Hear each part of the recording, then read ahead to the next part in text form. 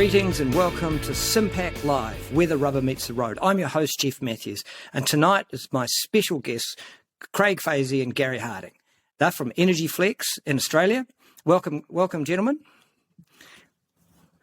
Thank you. We've known each other a while now. We were very similar viewpoints on a few things, and I've quoted your name, Craig, in a couple of articles I've written, and recently the last one was what about demand side response, published in Aluminium International today. It was entitled Demand Side Response, Somebody Else's Problem, and a question mark. And when I was in there were a couple of things that I mentioned you specifically about. One is about storing energy within industrial processes. But before I let you start to talk about that or ask you about that, I'll just say a couple of things about that article and the IEA report that came out this year. So the IEA report came out 2023, the Energy Outlook 22 is the document, come out beginning of 23. And usually I read that document and put it aside and say, well, that's great, and I never really think about it again. But this year was a bit different. This year was different. It was a very futurist document. It was a compelling document, had a whole lot in it, 500 odd pages. And I've said I've read it, so everybody else doesn't have to. I'll tell you what's in it. But one of the things that was in it was that they are predicting that the total energy storage required by our energy systems, 25% of it will be in demand side response. They're also saying another 25% will be in batteries. And I know both you and I, Craig, we think that, you only top up batteries from excess energy, therefore it's a demand side response mechanism as well. But before I hand over to you, there was one other thing in the IEA report. And it was the first time I've seen this term used, and it was a stunning statement to me. It said, we must decouple our industrial processes from demand in the grid. And I know that might be music to your ears, and I just really wanted to start off with your thoughts on that. Thanks, Geoff. I mean, look, it is absolute music to both of our ears. We did a job for Shell QGC a couple of years back. In fact, we won our AFR Most Innovative Company Award for it. And essentially, they asked us to look at their energy cost problem. And essentially, it was uncontrollable from their perspective. And we said the same thing. This was in 2017, that the energy cost problem you've got is because you can't decouple your various different production processes in line with the energy price, right? So to see the IEA coming around to exactly the same idea, the fact that if we have to operate constantly, then when you've got a variable input system, that makes it really tough. But if the operations don't have to be constant, if operations can actually be decoupled from the electricity system, so we go faster when there's a lot of energy available and slow down when there's a lot of energy not available. And this, the really important part of this is go faster more than slow down. Because for years we've known when energy is scarce, you have to slow down. But with renewables, the real problem is, what do we do with all of that excess energy in the middle of the day? How do we go faster and use it when it's there and then slow down when it's not there? What you're actually doing, we call this process storage, where instead of actually storing energy as in a battery so that I can, store the energy and continue to operate continuously, we use the energy and change our operations. The impact on the grid is the same, but the energy impact, the efficiency is orders of magnitude better, and the cost drops down so that energy becomes a real benefit rather than a hindrance in the energy transition. So yeah, music to our ears. Gaz, what are your thoughts on that? I agree, Craig. Yeah, I think you've covered it. We talk about trapped energy value. That's the real idea here, is about the actual trapped value that's in part of your process. So we're here to unlock that. That's really all it's about, Geoff. Can you give me an example of what energy storing energy within your industrial process looks like? Because it could be. I've said that energy storage, or within the process, can be as rudimentary as stockpiling, which was a dirty word before, when we were looking at just-in-time manufacturing, and we saw where we got with that when COVID hit. So just give me some examples, or give the viewers some examples.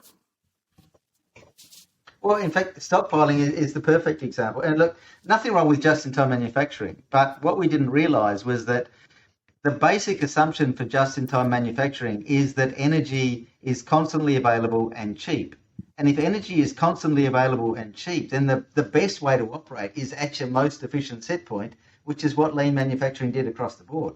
But if energy stops being constantly available and cheap, then you have to actually treat it as an input variable.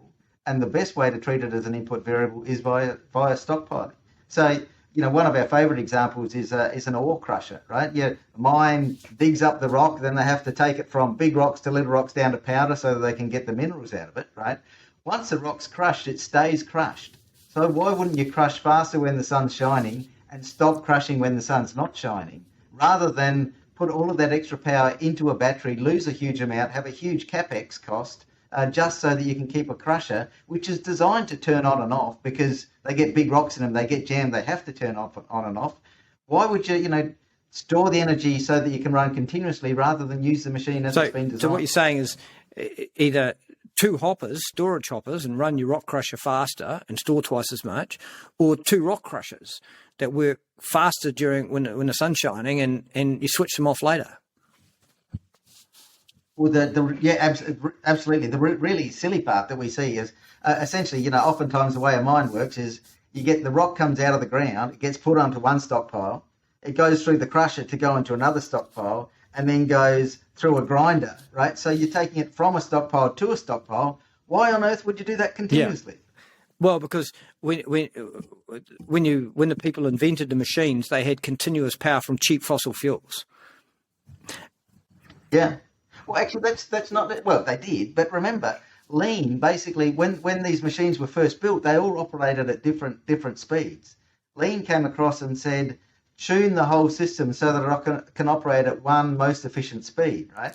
The very same mechanisms that allowed us to become extremely efficient in that whole just-in-time manufacturing process are still available now to go back out. I seem to have lost you. I'll keep talking just in case. They're still available to go back out and make the system variable so that it can actually work in line with the available power. We definitely have each other on the system, even if we dropped out for a second there.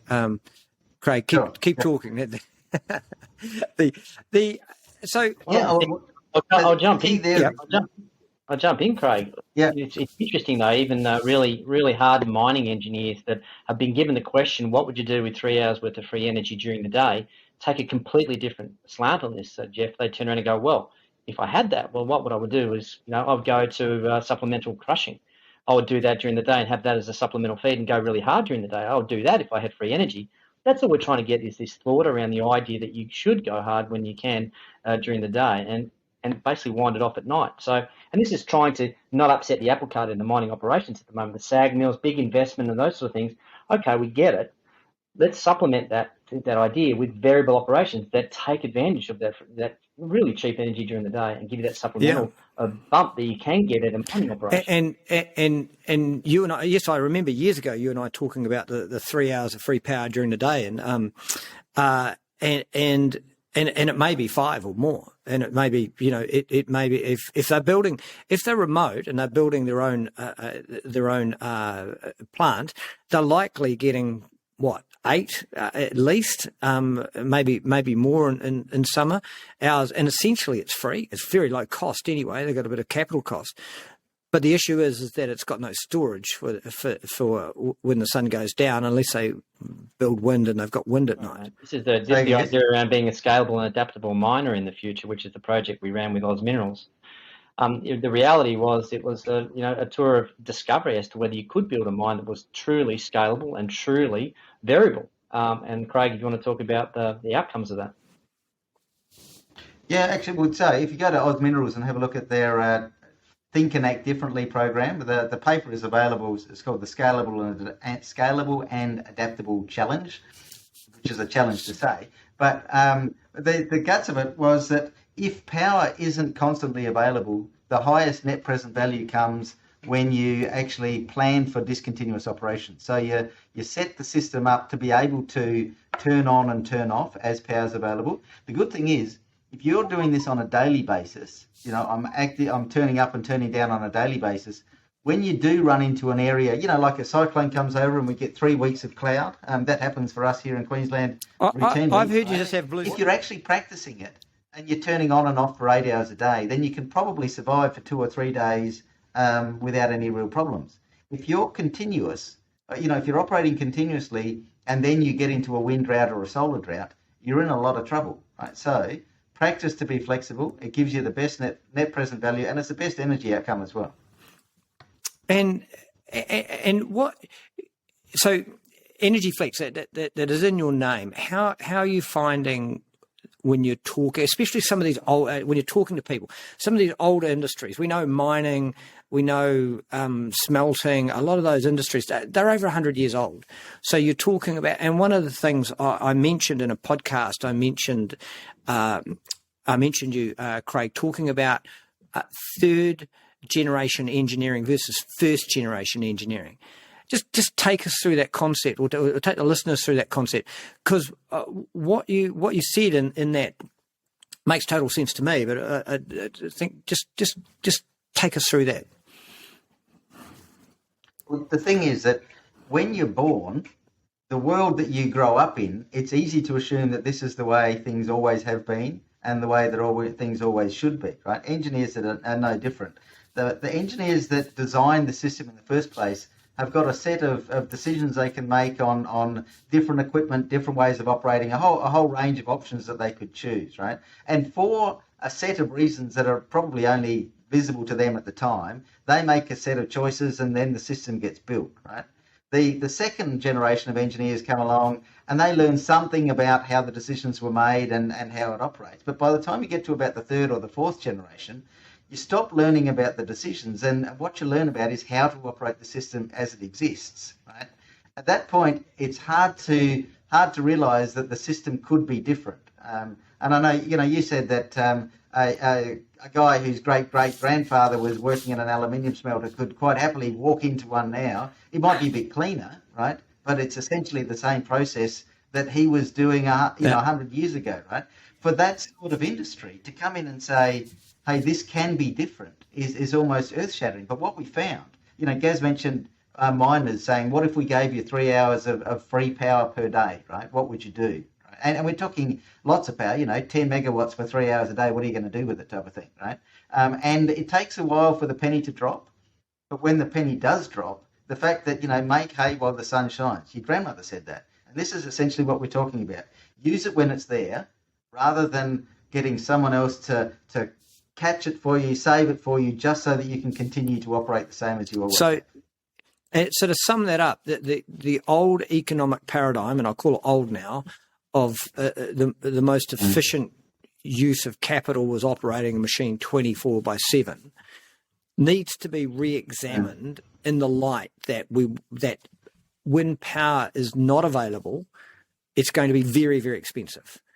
And when it is available, it might even be free or low cost or even negatively priced. We are complete believers. The thing is, right, renewable energy is, it's variable, intermittent and correlated. Variable is the sun comes up and goes down each day. That causes the wind. So, that's predictable. Intermittent is sometimes it's cloudy, sometimes it's not. So you're never sure just how much you're going to get. The correlated is the real kicker in this whole thing, because if one solar panel is generating electricity, usually lots, or if not all, are generating in the same area. And even in Australia, often in the whole country, they're all generating at once, right? And if one's not generating, or if one wind turbine isn't spinning, the chances are that none of the ones around it are spinning. And oftentimes, because of the way our weather works, it can be, the whole country's got no wind on it on that particular day. So that means that when you're generating into a glut. And when you're not generating, it's a famine, right? And what you've got to hope is that I get sun on my panels when everyone else has got cloud, right? Well, that's a pretty tough way to run a business, So what it means is it'll be either really cheap or really expensive. And if you can take advantage of the really cheap part, then power will be pretty much free. But you're providing a business opportunity for the people who are actually generating the power. Because we've got a company over here in Australia, Rugs A Million, and their marketing used to be always about these rug shops going out of business. So we've got these rugs really cheap, and I look at it and think, crikey, how many rug shops are there in the country? There must be one going out of business every week.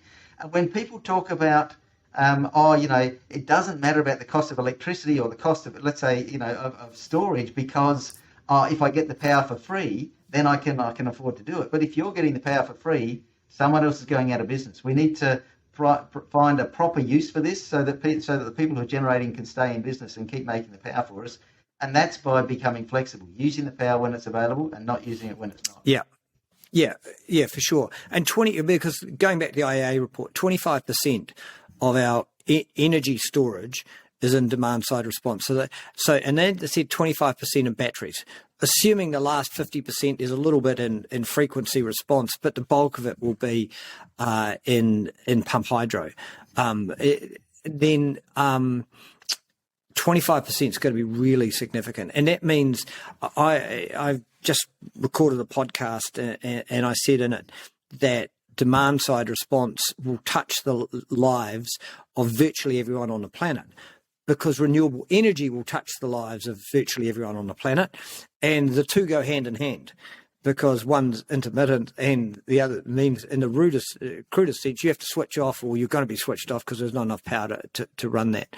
And so let's just turn to industry on the demand side, providing energy security, because there's a lot of talk about energy security, and we do know what happens when the lights go out in major cities and things.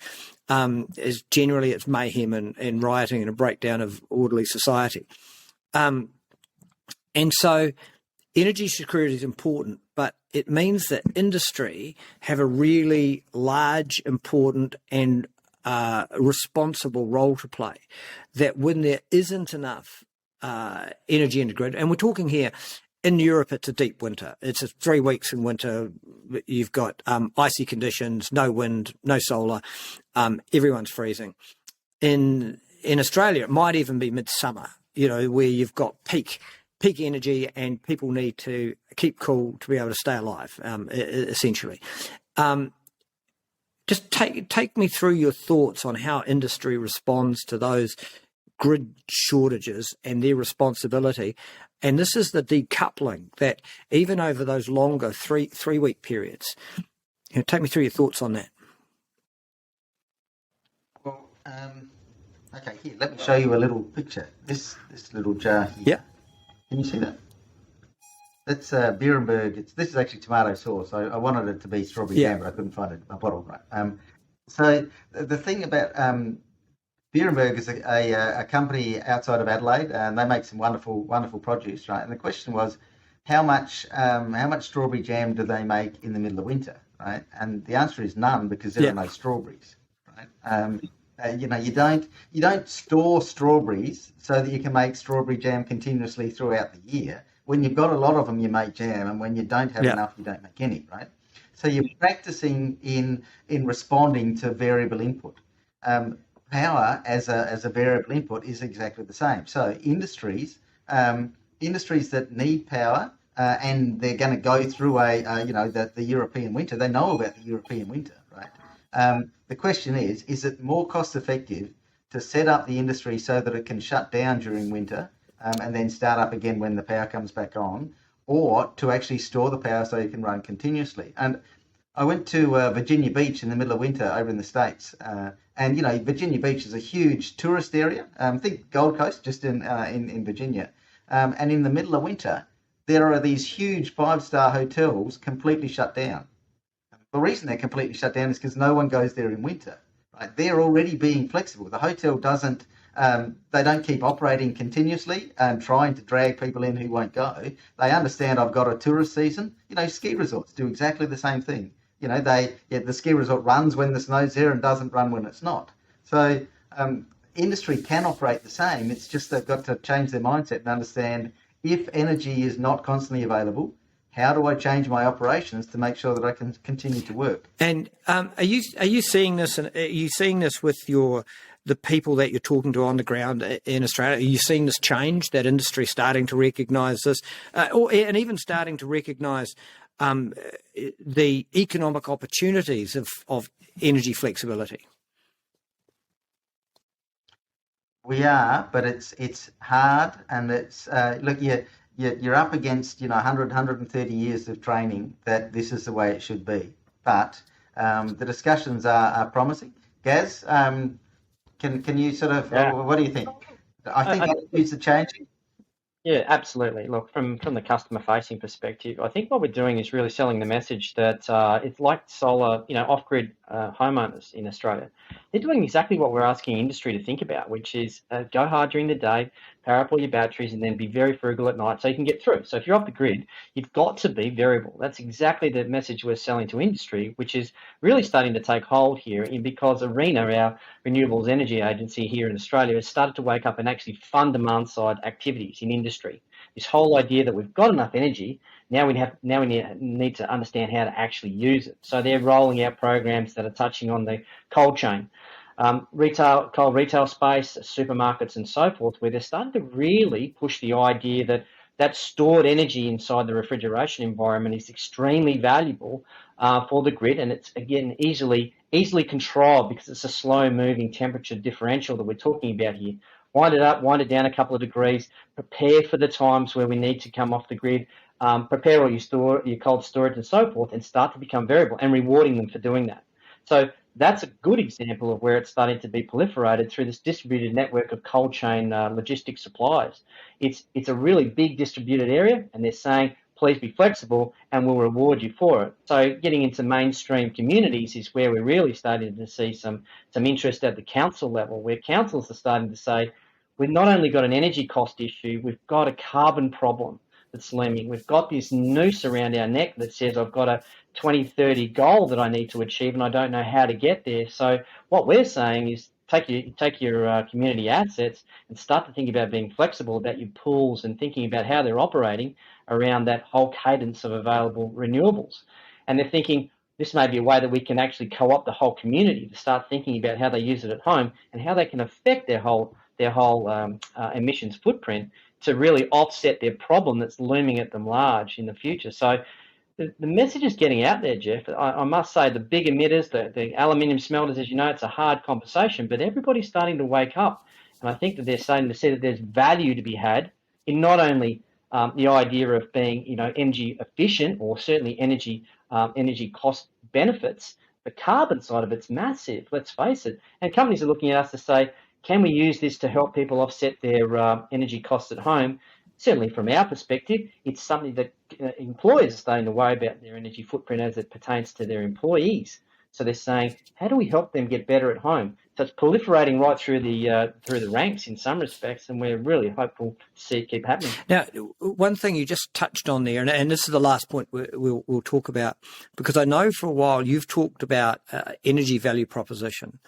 And that is the energy that is a cost to you. And if you're an industry and let's just say you've got $1 million or $500,000 power bill a year, you guys have got the idea to flip that around and go, well, that's actually a value proposition if you can flex it. And just take us through that. Yeah, I'll quickly jump in on this one. Just the exciting bit for us, the reality is, I said it at the start, Geoff, is talking about that trapped energy and carbon value that's in your asset. It is actually an asset to you. If you can turn around and actually start to flex that, you can get value streams out of it, as we've mentioned, through energy cost reductions and certainly through that carbon emissions piece. So it is a value proposition. People don't know that they're sitting on value. So it's a bit like shining the torch on the gold nugget in your backyard. Would you take a shovel out and dig where somebody said there was gold? Yeah, you would. And that's what I think we're saying in every business, that you have got an asset if you can use it the right way, like you would any sort of activity inside your business that you thought you would get a better value out of it. Energy footprint is exactly one of them. And I must say, people are starting to wake up that, yes, it's a cost, but let's flip that over to being a valuable asset to us in some way, shape or form. And then again, carbon comes with it as an absolute benefit. If you can justify these reductions, you can start to create carbon credits through the system here in Australia. So it's a win-win. That's great. That's a great interview. Thank you, guys. Thank you for appearing on SIM-PAC Live. Really interesting discussion, as always. And if people have got questions, they can leave them in the comment section, and I'm sure you guys will answer them for them. I'll pass them on. But once again, thank you for appearing on SIM-PAC Live, and look forward to talking to you again at some other stage. Thank you.